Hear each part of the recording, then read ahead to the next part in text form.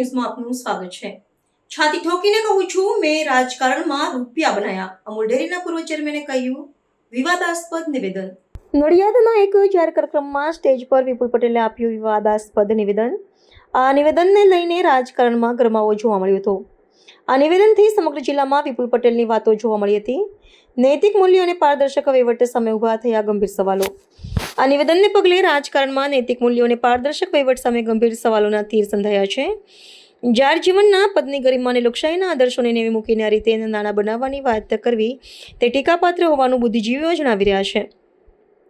ખાસ કરીને શાસક પક્ષના પૂર્વ હોદ્દેદારોના મુખ્યથી નીકળેલા શબ્દોએ વિવાદને વધુ વકરવાની તક આપી છે।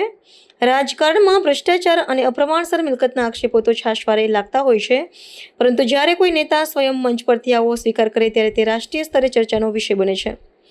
આ નિવેદન માત્ર ખેડા જિલ્લા પૂરતું સીમિત ન રહેતા પ્રદેશ સ્તરે પણ ગાજ્યું છે। હવે સૌની નજર એ વાત પર ટકેલી છે કે આગામી દિવસોમાં પક્ષ આ વિવાદાસ્પદ નિવેદન મામલે કયા પ્રકારની પ્રતિક્રિયા આપે છે, અથવા તો કોઈ શિસ્તભંગના પગલાં લે છે કે કેમ તે જોવું રહ્યું। ભણવામાં ખૂબ મેં મહેનત કરી, સારામાં સારો ધંધો કર્યો, સારો મોભોદાર હોદ્દો મળ્યો, ઘણા રૂપિયા બનાયા। કોઈ નેતા નહીં કે મેં રૂપિયા બનાવ્યા, હું છાતી ઠોકીને કહું છું મેં રૂપિયા બનાયા, રાજકારણમાં રૂપિયા બનાયા।